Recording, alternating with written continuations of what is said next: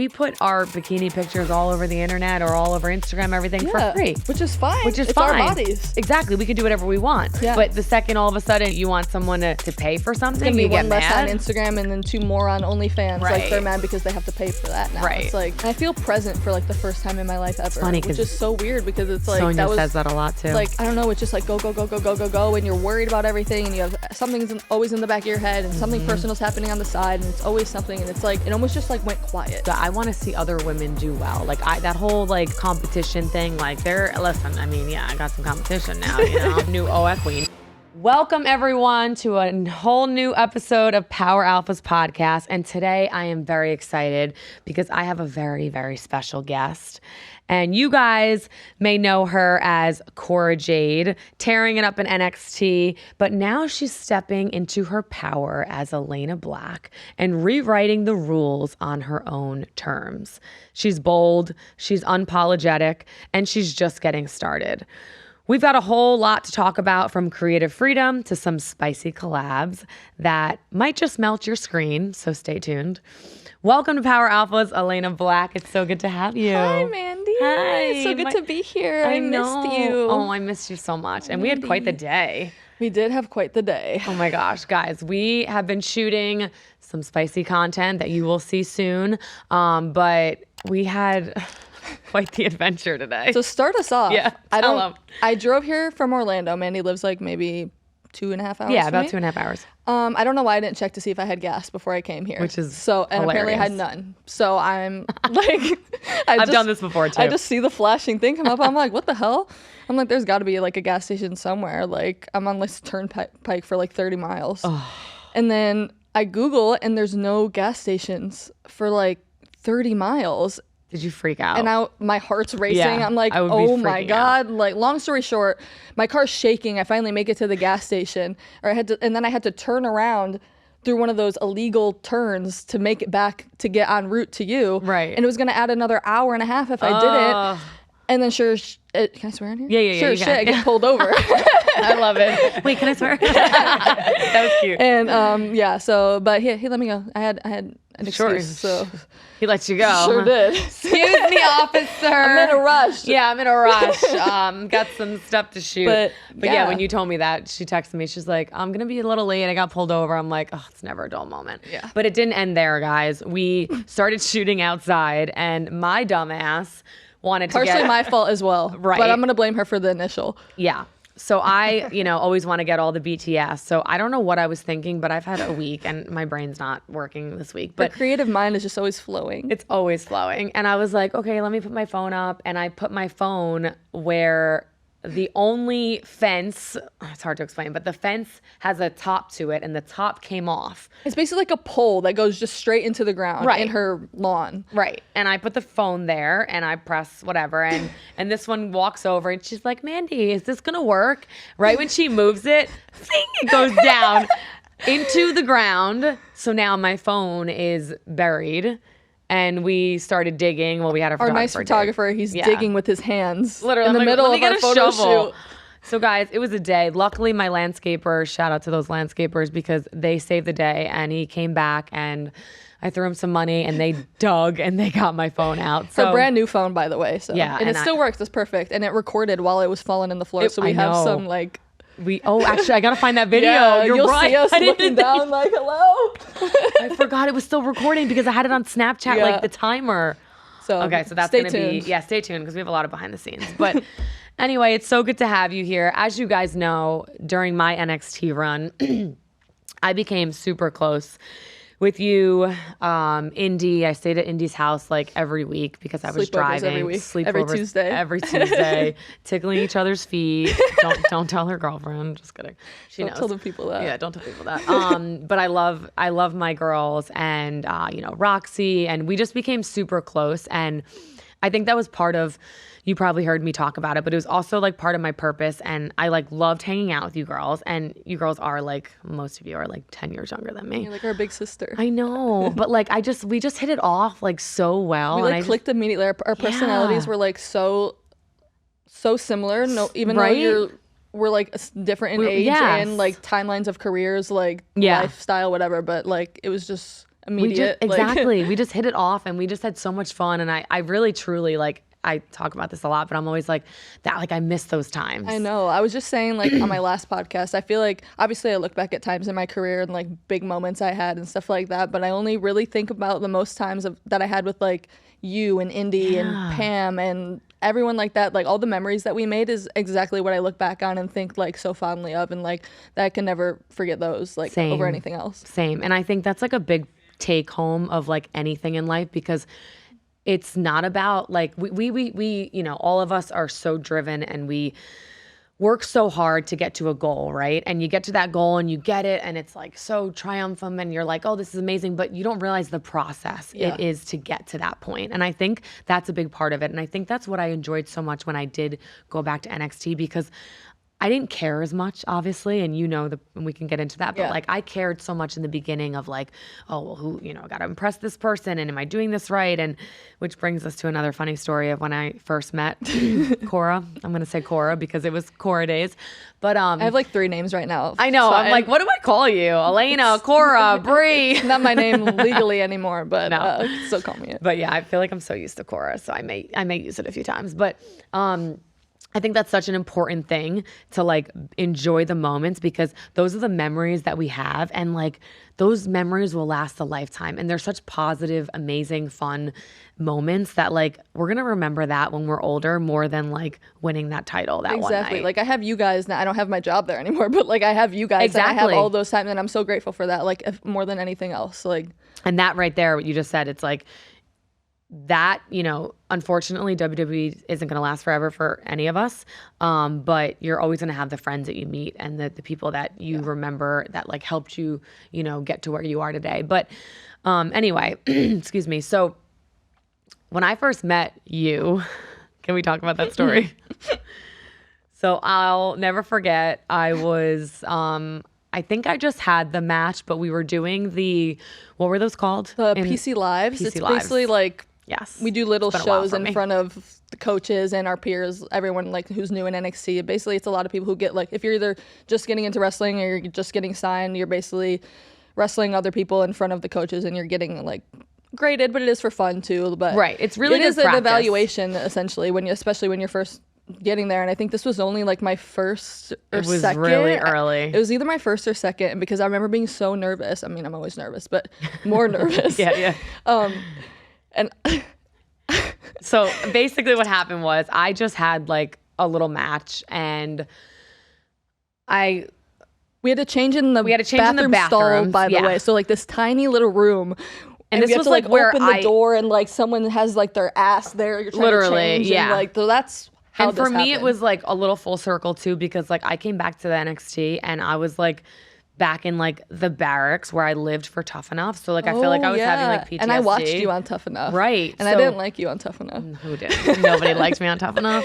I was a fan of Paige, and I was like, yeah, and Paige. Oh yeah, Paige of course you were a fan of Paige. You were a little mini me of Paige. Yeah, Paige didn't like me. Well, that was kind of a show, I guess. But anyway, so I come around to the bathroom and I want to get undressed and get the hell out of there, to be honest.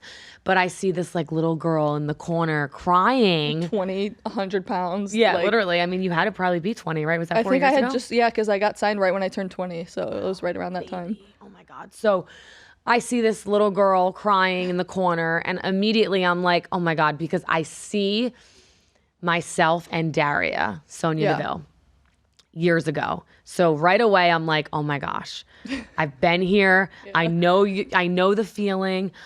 I need to like console her, because you had a few girls near you, of course. I forget who, but like these girls were just starting as well. And like, mind you, I did NXT. I went to the main roster. I got pulled back to NXT to kind of like rebrand myself. And like now I'm at a point where I'm like, I don't give a shit what these coaches say. I'm like, I'm going to be me. Yeah, I'm working on myself. There's always room for improvement. But you were upset because of all the feedback you were getting. And I felt like, if I don't, correct me if I'm wrong, but I felt like you were getting pulled in different directions. Yeah, 100%. Obviously, I just felt like the match was like really bad, and you want to have a good showing, especially when you're first. It was only my first or second one, and I'm so young, and I want to have a good showing.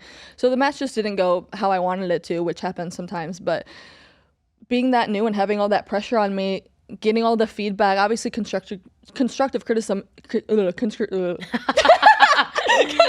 we didn't cheers. We got some champagne. We have some champagne. That's why we're like constructive criticism. But what was I even saying? Constructive criticism. Oh yeah, constructive.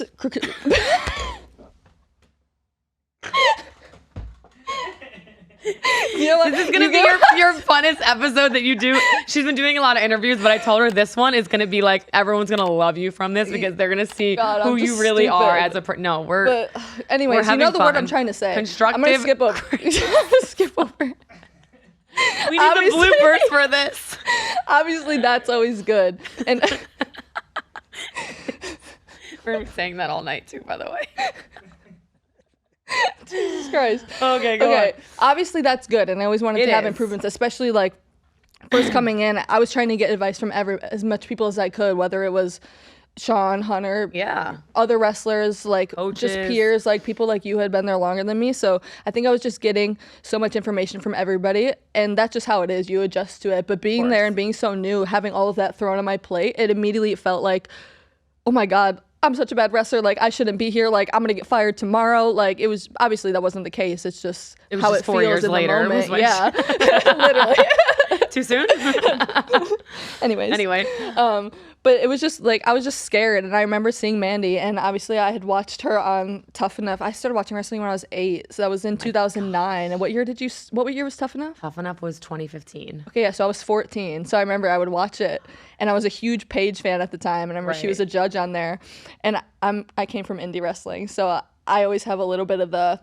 Yes, of course. Indie wrestlers do not like people like Mandy Rose, who didn't come from wrestling, but has worked hard coming from somewhere else, but she doesn't get the credit. We like people like Mandy who try and adapt and put their passion in and learn, and you learned wrestling as much. Exactly. Yeah, and I learned to love it. Exactly. And there's so many people at the PC like that. Like I always feel like I give the example of Kalani Jordan because I feel like she's somebody who just like didn't come from wrestling. I don't think really knew anything about wrestling. I could be wrong, but I don't think she did. And she picked it up like that. Picked it up fast. She does her history. Like she knows. Yeah, like, yeah. She puts the work in to get, Exactly. But I understand what that whole thing, and at first I was kind of like, I don't understand, like, and it was bad when I first started the whole like wrestling etiquette of like, oh, you didn't want to do this since you were 5 years old. Get the hell out of here. You don't deserve this. Yeah. And I'm like, whoa, hold up. I feel like it comes in waves. It does. Like, I feel like it's probably not so much anymore. Yeah, because it's so much athlete filled. It's a lot of athletes. Yeah. I feel like I was like kind of the last of a dying breed. You were, and I will say though, I just remembered what specifically happened that time, like what they said to you that was bothering you. I don't remember. I do. Because you know why I remember? Because it just came to me because when you were talking, because this was a thing with Sonya Deville, Daria, for so long, and they would always tell her this. They said you were moving too fast. Do you remember? Yeah, I always did get told I was moving too fast. And we all did. Yeah. We all moved too fast. I mean, I probably moved too slow, to be honest, and when it came to certain things, but I don't care. I was probably like, you got to speed it up, honey.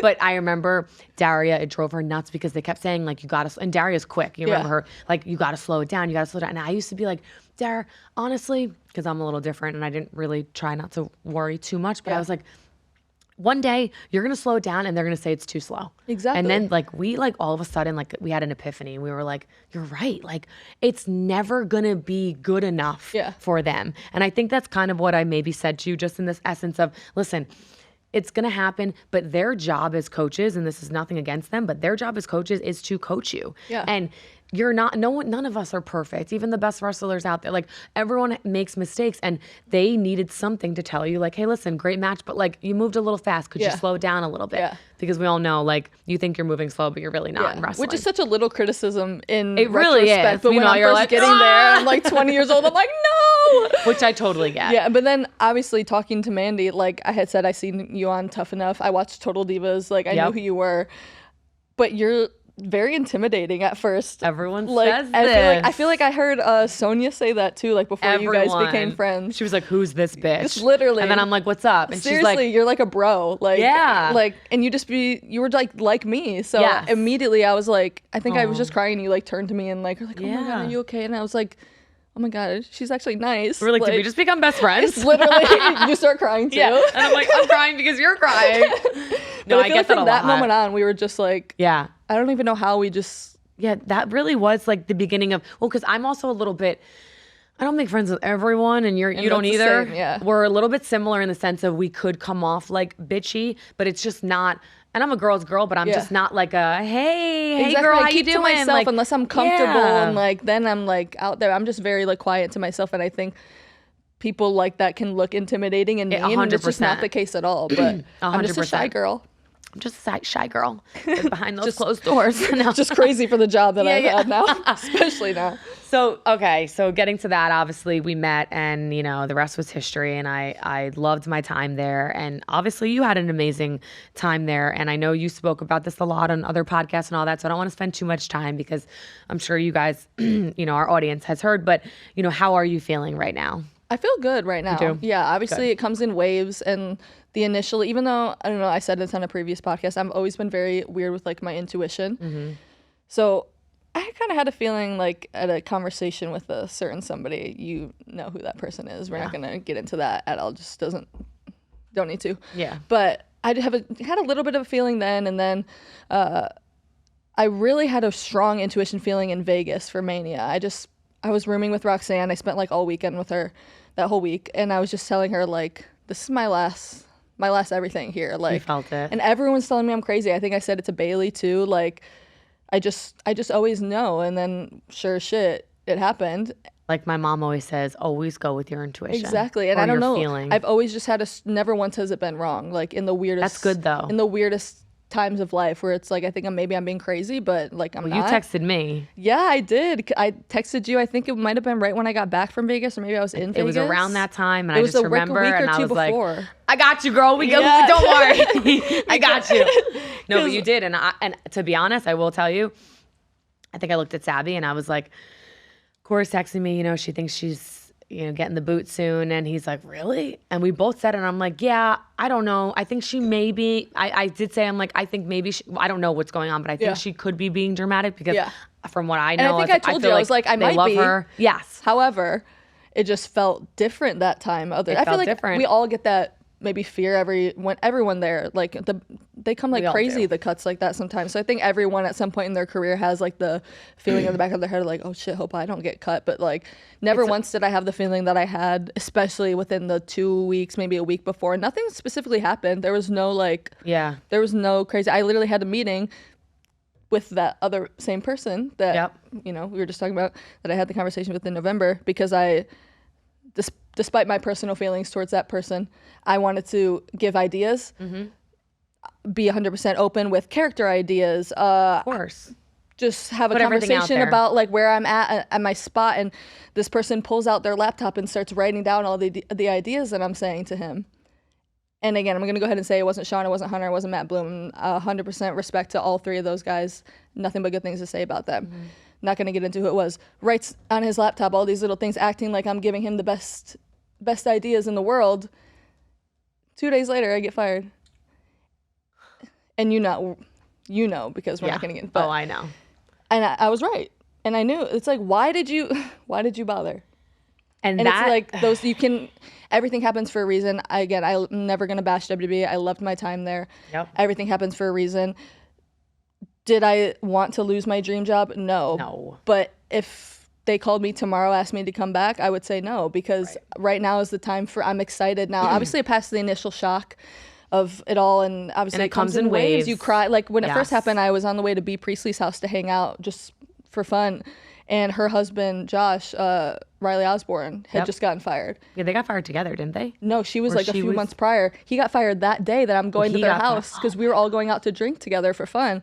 The cuts have been coming like crazy. Yeah, and I remember she was like, oh, he just got fired. And I was like, well, I'm next, because I had told her too. I was like, I know I'm getting fired. And sure as shit, 10 minutes later, get the call, go to her house. And immediately I started crying, and she like hugged me, and like, it was good to be around. It was like me, her husband, Stevie Turner. We all just were hanging out.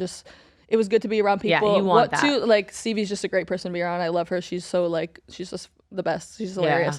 But like, obviously B, who's been through it, and Riley now, who just went through it 10 minutes ago, like being around them was like better. Like, Which was good that you went there instead of like sulking in your own apartment. It was good to to go out like and just have a good time for that period of time. But obviously when, you know, I come home and I'm like, shit, like I really did lose my dream job.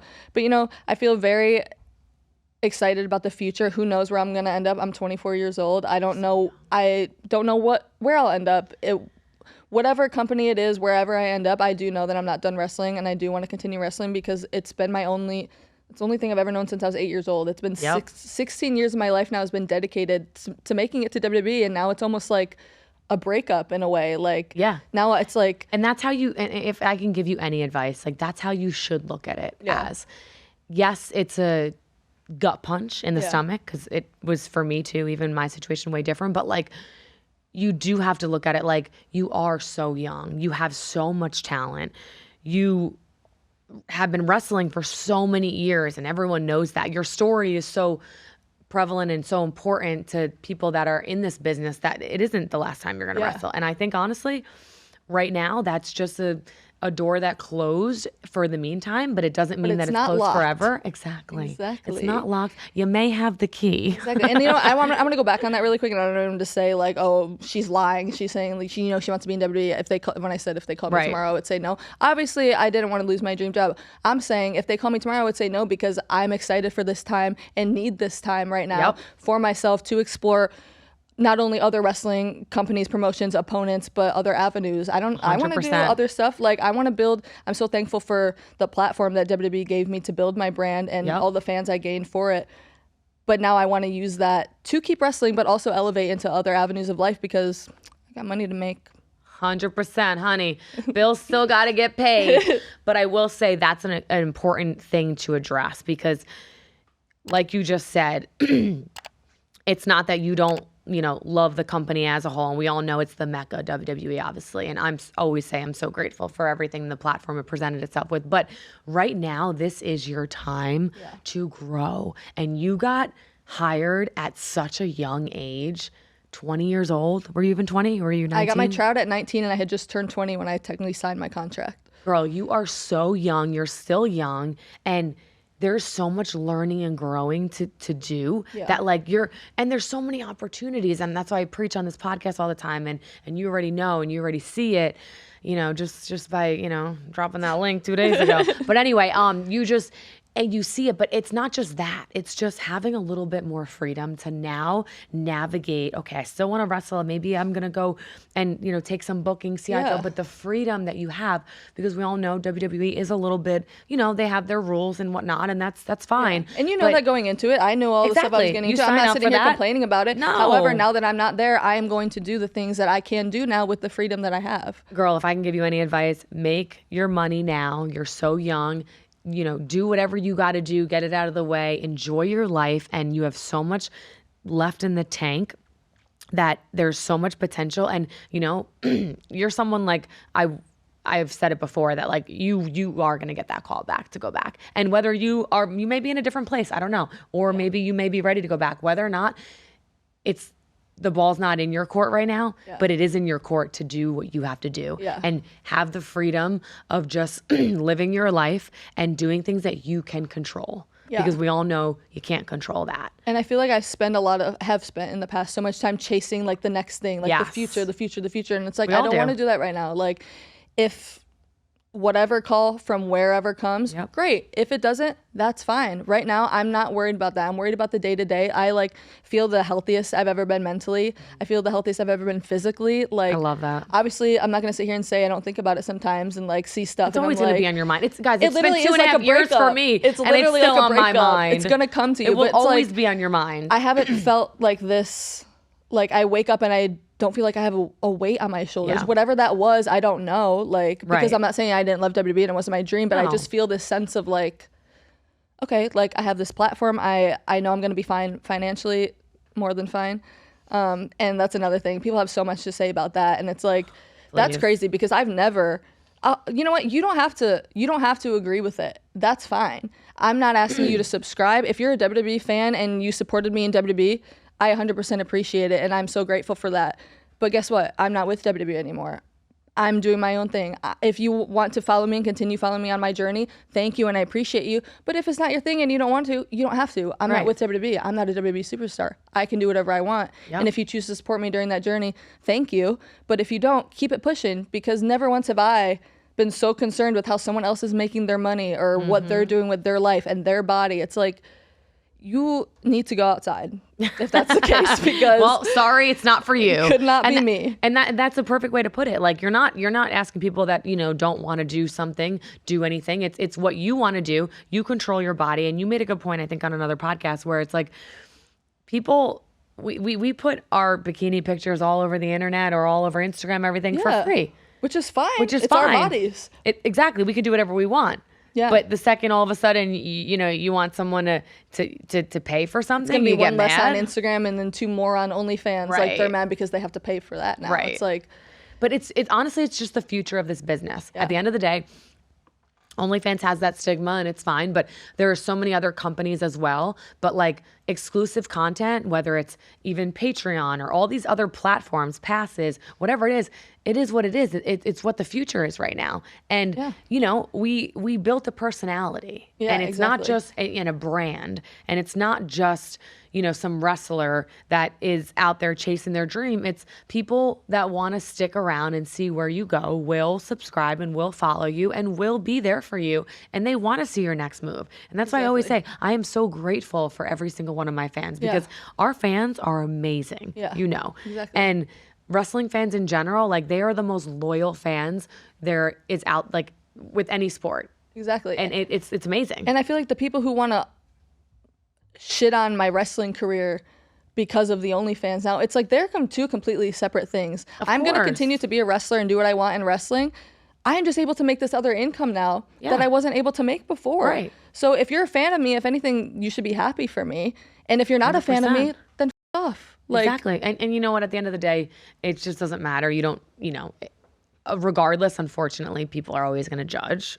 I've been through it. If I can give you a little advice with that, and I think you already have it. I don't really think you need the advice, but you just don't give a at the end of the day, excuse my language, but you don't care about what people say or people judge or people make their comments. It is what it is. We all know this is where the world, you know, is, and it's just is what it is. Yeah. You don't have to be a part of it if you don't want to. Exactly. Yeah. And if you are, thank you. I appreciate it. And if really you are, make sure you check our collab coming we got soon. A few coming. But we had a day. Seriously, like, no, I I'm so appreciate happy all for my you. fans, but now it's like at the point where no one's gonna yell at me to take a tweet down if I'm telling you to fuck off. You think you can push and push and push. Now I'm telling you to fuck off. Yeah. Well, that's a big thing too. It's like freedom of speech, you know, that's like we can say whatever the hell we want, but obviously when you're under a big conglomerate, you know, big publicly traded company, I don't know, now private, whatever, I don't know what they are at this point, but you know, you're restricted to say certain things, and we all know my story, we don't have to get into, but it's like there is a really nice feeling, and I think I told you this story, like when I had a drive home when I got fired from Orlando to home, about 2.5 hour drive, and I was like, so many things are going through my mind, but I did the same thing you did. I was staying at Indy's house, and I told her, I said, I'm not even getting ready to go, because we had that double taping. I was like, because I really do think the call's coming, and she's like, get out, you're so crazy. I remember you saying that. Remember? I think I remember you, like, when you left that day, you were like, I don't think I'm coming back here. Yeah, well, I told you guys, and you guys all like laughed, and you're like, okay. I feel like that's always the case. You never think it's actually the case until it is. Then you never do. And I remember Xavier Woods was a perfect example of telling me backstage, like, no, you have way too much equity, like there, and I'm like, I think differently. I went with my intuition. I got told the same thing. Right. Your merch is the most popular. Still is, by the way. I went and bought That's great. my shirts, so they stopped selling them forever. But because you didn't get any in the mail, they didn't send any. You gotta buy them yourself. Seriously, my action figure is my thing. Like, it still says trophy most popular, so get them while you can. That's amazing. So get them while they're hot, because they're gonna be gone. But you know, that was a big thing, and I remember driving home. Well, when I got the call, Indy actually just went upstairs to get ready, and I'm like, literally, like, you remember her old apartment, and I'm like, I come out of the room, I'm like, Indy, I just got fired. And she's like, shut the hell up. And should we say the day that Indy got released, she was at your wedding? Oh my God. I was nervous where you were going with this. And I was like, the craziest. Why is that timing weird?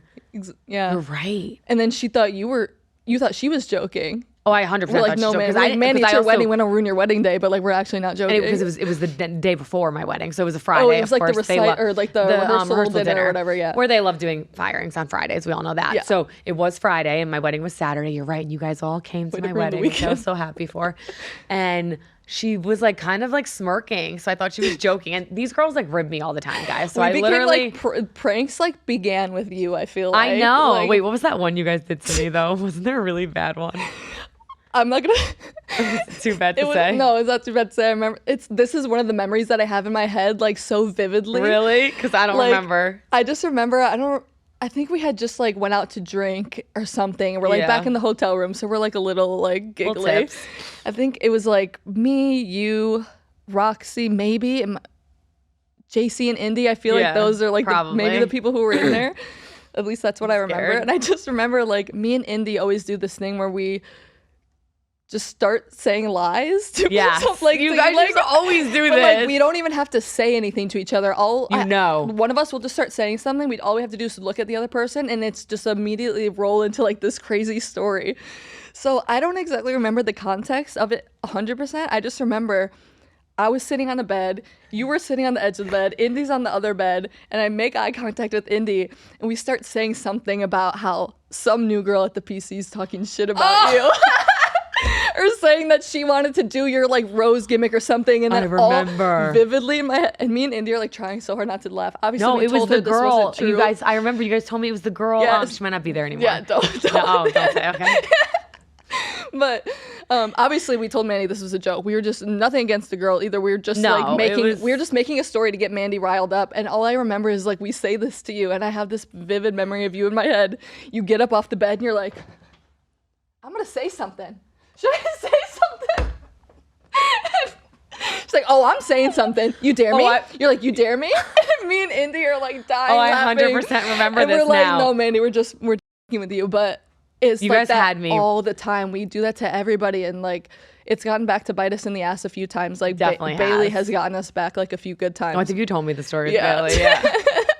Well, that's why I love you guys, because you're such jokesters, and I'm like the biggest jokester too. I just don't take anything too seriously. Never. And I think that's what people get like a misconception with me too, because I come from a very like silly family. And that's why I feel like we're the same. Yeah. Like, we're never actually being super I love, serious. That's why sometimes Sabby is like, okay, enough, Mandy, because like he's like good with it, but like then, you know, like I've messed with him all the time, and he's like, you're annoying. And I'm like, I know, I'm just a jokester. And I think I get it from my mom's side of the family, because they're so weird and silly. That's like how my they mom think is like, too. yeah, exactly. Like they just think, and my dad was not really like that. Yeah. My dad's like really funny and like cool when he has a couple Glenlivets in him. But like my mom thinks like the stupid stuff is funny. Like same. I do too. And my dad so, looks at that like that's like not that. And then I find Indy, and so does she, and then you. I know, and, then Roxy, and that's why we got and it's along just, like, so the well. mix of like a bunch of idiots. Oh, can we get a reunion soon? Because it's know. making me like reminisce. I missed our yacht party like 2 years ago. Yeah, we're gonna get a yacht party, and maybe we'll get a good photographer too to get some like. We'll have Indy ATS. be our OnlyFans photographer. Oh, that'd be good. She'd be subscribe really to her YouTube and subscribe to her OnlyFans at the same time. No, she's killing it on her YouTube. I love that. I love Indy. She's so like she's the best. Creative and like the different stuff that she her does. Little freaking GoPro that she comes around at signings. I'm like, oh my god. Sometimes she like builds builds Lego on her Twitch too. Oh my god, I know. She's the best. She's so, you know what, when we say that. Okay, anyway. So you're doing good. Obviously, you're in good spirits, and I love that. And I could tell you're doing good from spending the day with you, and I'm happy for that. So like I was saying before, too, when I was driving, it was like, you know, there is like a little bit of a weight off your shoulders. It's nothing against them. You know, they're a great company. And like you said, I just really see a really good path for you coming up. And I'm really excited to see what's next for you. I know you have a bunch of bookings. I know we've been chatting a lot, and it gets overwhelming, of course, when you leave or get released. Especially at first, before I found like a management team and like people to help me, it was just immediate like, and I'm an anxious person in general, all right? Like I got a lot of anxiety. So that was like the influx of everything. I was like, oh my God, I don't know if I can handle this.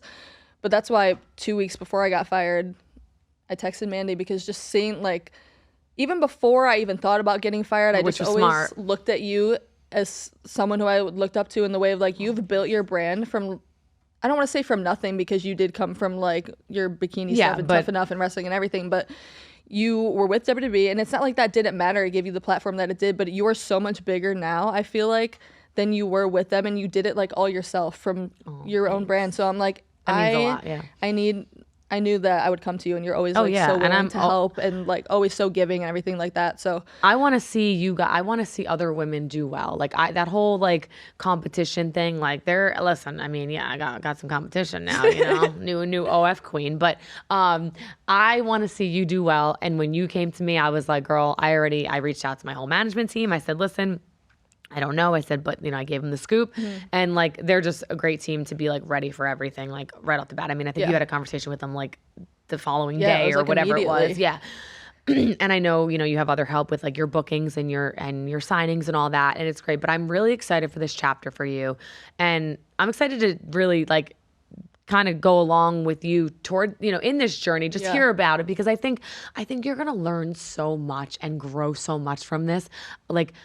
The outside look, like I think at the end of the day, they always say the light at the end of the tunnel, but I think like you're gonna look back and be like, wow, I almost think you were in a place that like this needed to happen. Yeah. In a weird way, like everything happens for a reason. I know it sounds cliche, but it really does. Like maybe you weren't in a good place at that moment. And I know you had, you've had a really great run and you developed a good name for yourself and a good brand, but that's how it should be done. Yeah. And I thank you for that compliment for me, because I tried it, and I think you remember when I used to try to tell the girls. I try to tell the girls, like, listen, build your brand, post your pictures, do whatever it is that you want to do. Like if your hobby is like gardening in your backyard, like make it a thing. Yeah. Do like use social media as your platform to make that a thing. So then, it's so random, but like when you do get that call or when something happens, it's like, oh, now I have this hobby that I could probably make into something. Like I know girls that are on social media as influencers or just started as like models or whatever it may be.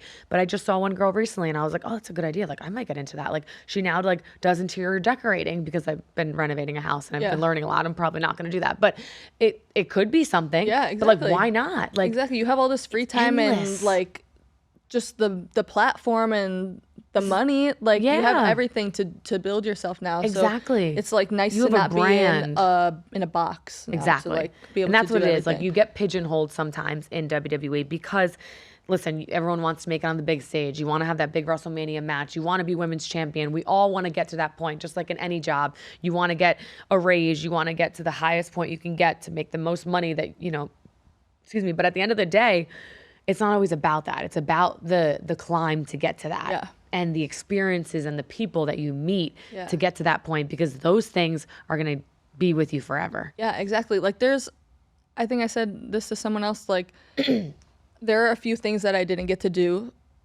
there, at least for now, like winning the NXT title. I would have liked to do that.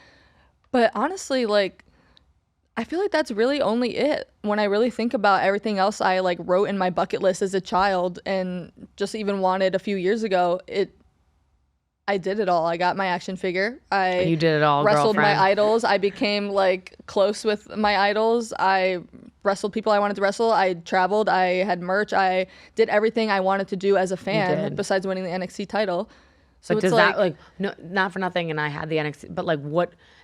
Sometimes we get so caught up in these titles. Yeah. And at the end of the day, like you win the NXT title. Okay, great. It's like a credibility thing, but like you've done some really amazing things that are way better than winning the NXT title. Yeah, I think it's just one of those things. You became friends with your idols, like CM Punk. Like that's like so freaking cool. Yeah, I think it's just one of those things where it's like in the back of my head, it's like, ugh, it's like that one thing where it was like I almost did everything. I know. No, like, I totally get it. Trust me, I was there too, and I think we're warped a little bit into thinking like that's the main goal. Yeah, and it's a goal. Yeah, but I just don't think like I think a perfect example would be like The Miz. Yeah, and like he does such an amazing job with this in the aspect of being such a good character and brand, and he's made a hell of a lot of money and he's done amazing things, but like he doesn't need to have a title. Yeah, like he does great with everything he does. He gets booked to host TV shows. Like you want to be mainstream because we all know like once this is over, like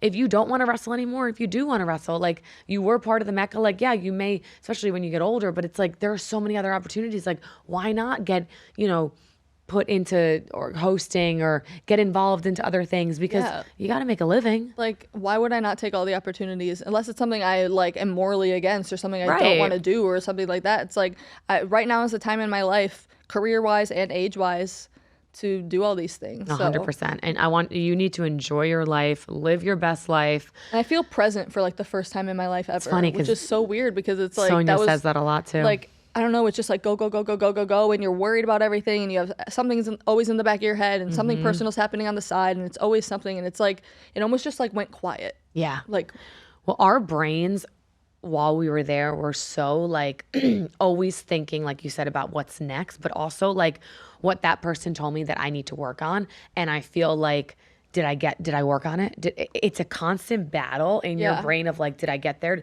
And then they just told me that I'm killing it. Okay, great. Like even at my top of, I thought I was killing it, and I was in NXT and double champ and all this, like there's still things that go through your mind. Yeah, it's just and natural. afterwards, yeah, it's natural. And I feel like and again, nothing against WWE. It's just like being coached, and I think they just don't ever want you to get complacent, which is great. But also at the same time, it almost felt a lot of times like when you would reach a certain level of confidence, it was like they had to knock you back down a few notches. Yes. Oh my gosh. And then you would work on something that you thought was good, and then that they told you was good, and then all of a sudden it's the opposite, and it's like, yeah, what am I doing? We used to like a mind fuck. Yeah. It's always like the mind fuck. It is. And it's unfortunate that that's a thing, because I think talent would actually strive better and do better if that wasn't a thing, because I think it's just a constant battle in between, and we're all human. We all handle it differently. Hey, maybe there's some people there obviously who handle it fine, and maybe they like that type of environment and stuff like that, and to each their own, that's fine. But a lot of times it did feel like, okay, I would do this thing that I'm being told, then I finally do that, and then it's like, well, why are you doing that? Like, dude, and it's like so many times I'm like, am I crazy? Oh yeah, like I'm actually thinking I'm crazy. Yeah. But it's just the nature of the business, and it is what it is, and it's not to shit on them or whatever, but it just is what it is. Wrestling. And that's why like the guys and girls that have been there doing it way longer can sit there and say, hey, take it with a grain of salt. Like my biggest thing leaving NXT. Which I think is what you said to me. I think I did, yeah. Like I became so much better at my craft when I took everything with a grain of salt, and I started just not caring and listening, because I don't know if I ever told anyone this story, but like when I first got to the main roster, I was like, the golden goddess and the sexy one from Tough Enough and whatever. And I was told like to not be as like, take it down a notch. You're too sexy. Yeah. So now I'm going, to be honest, I'm not even trying to be sexy, because I really wasn't. Like I just am. Like I wasn't trying. But then what do you think happened when they told me to take it down a notch?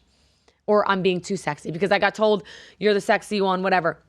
The second I got told I'm being too sexy, I started all, pulling back a little bit. But then it looked like I was trying to be sexy, because I wasn't trying too hard, but then it would almost look fake. Yeah. So like I was just like, okay, well, and this was coming from the big dog at the time. So I was like, I have to listen to him. Like, this is like, I got categorized into like the Elayna character at one point, and I hated that, because I was like, I want to be sexy, but I don't want to put on sexy. Like I just want to be me.